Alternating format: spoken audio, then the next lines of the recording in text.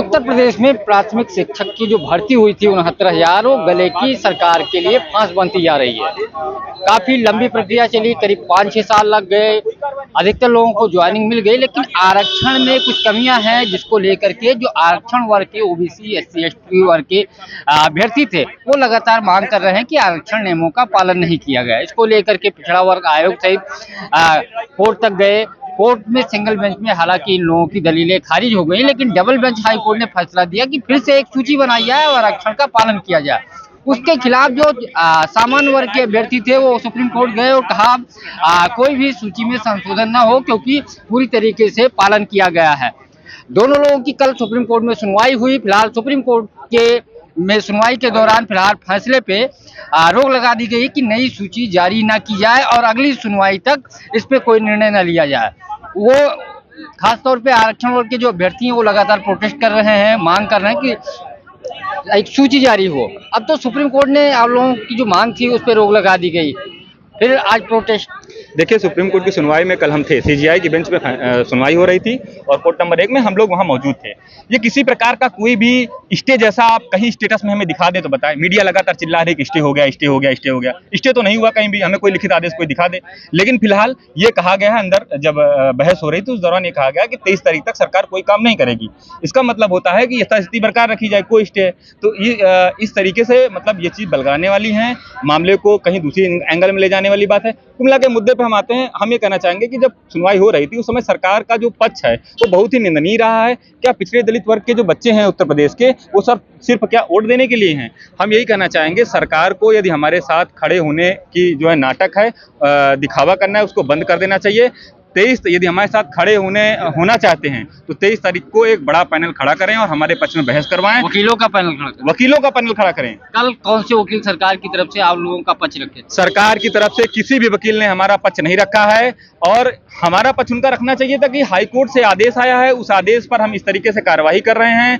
पिछड़े दलितों को इस तरीके से नौकरी देंगे, जो लड़के 4 साल से नौकरी कर रहे हैं उनकी इस तरीके से सुरक्षा करेंगे, ये हमारी कार्य योजना है। ये तो ना बोल के चुपचाप जो है मामले को साजिशन, मामले को फंसाने का काम किया गया है। इसको हम लोग बखूबी समझते हैं। हम लोग उन लोगों से लड़ाई लड़ रहे हैं जो लोग लगातार 4 सालों से सैलरी पा रहे हैं, मोटी मोटी रकम उनके पास है, वो लोग बड़े बड़े महंगे महंगे वकील कर रहे हैं। बताइए हम कहां से वकील करें? हमारी तो लड़ाई सीधा साधा तान दी गई है उन लोगों के साथ जो लोग 4 साल से सैलरी पा रहे हैं। यानी सरकार बेहतर तरीके से पैरवी करे और वकील अच्छे। बिल्कुल, सरकार का रवैया बहुत ही निंदनीय है। सरकार केवल बातें बनाने के लिए, बड़ी बड़ी बातें करने के लिए, बाइट देने के लिए और दिखावे के लिए पिछड़े दलितों के साथ खड़े होना कह देती है, लेकिन वास्तविकता देखी जाए तो कहीं भी किसी भी तरीके से हमारे साथ खड़ी होती नहीं दिख रही है।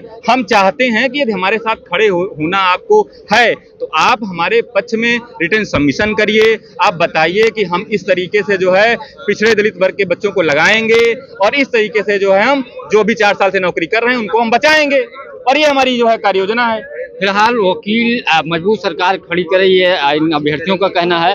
अमरेंद्र जी, कल तो सुप्रीम कोर्ट में मामला था, क्या हुआ? सरकार की तरफ से आप लोगों की कोई पैरवी वकील किया या आप लोगों ने वकील करा? मामला तो अब फंसता नहीं आ रहा। देखिए, सरकार पूरी तरीके से एक सिद्धांत पे चल रही है, हाथी के दांत दिखाने के और खाने के और कहने के लिए तो चिल्ला चिल्ला के हमारे लिए बड़ी बड़ी मीटिंगें होती हैं, बड़े बड़े अधिकारी बुलाए जाते हैं, लेकिन न्याय के नाम पे जैसे हाई कोर्ट में फंसा के रखा था वैसे सुप्रीम कोर्ट में पूरा फंसाने के लिए कोशिश की जा रही है। अभी भी समय है कि सरकार को समझना पड़ेगा कि ये पिछड़े दलित है साहब, पिछड़े दलित, ये 85% वोट है।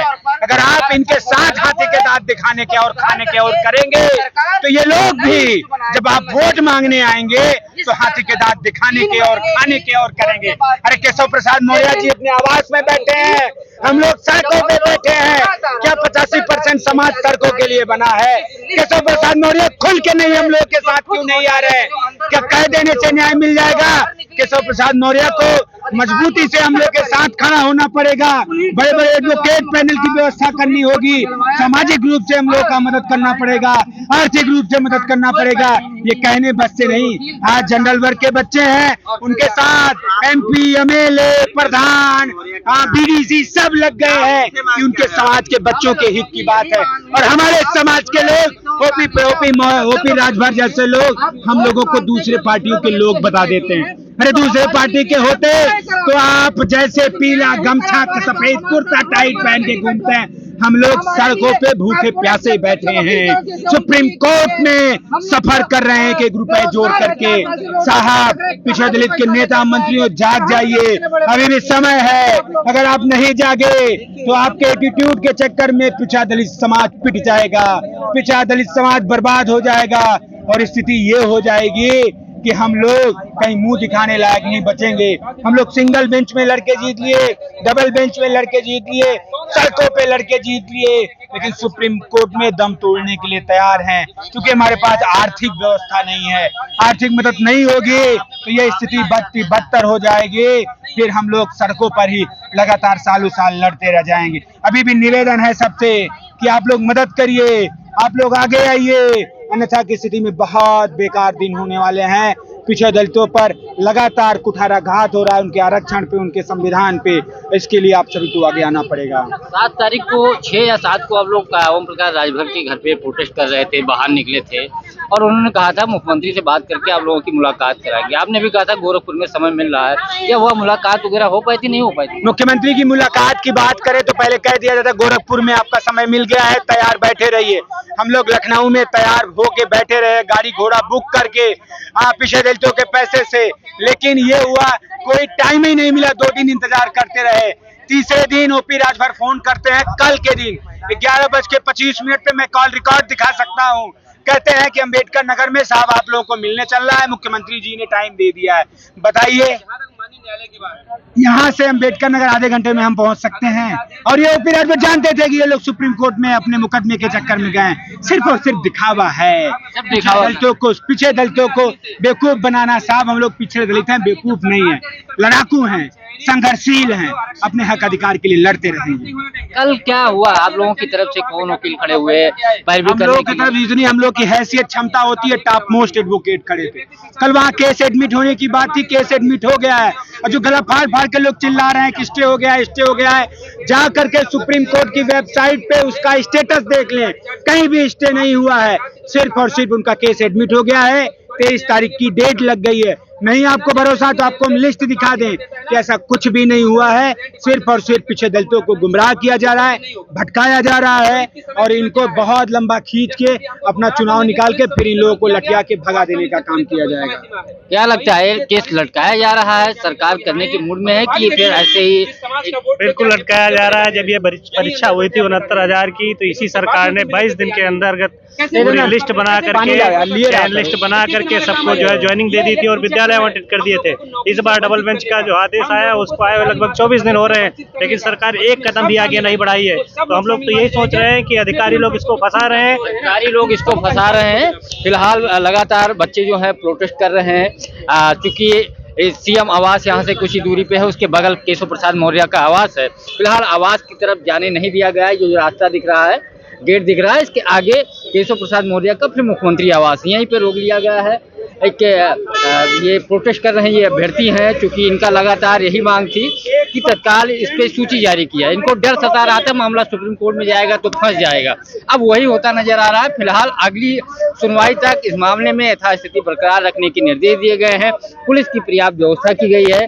लगता है थोड़ी देर में इनको गिरफ्तार करके इको गार्डन या कहीं ले जाया जाएगा, छोड़ दिया जाएगा।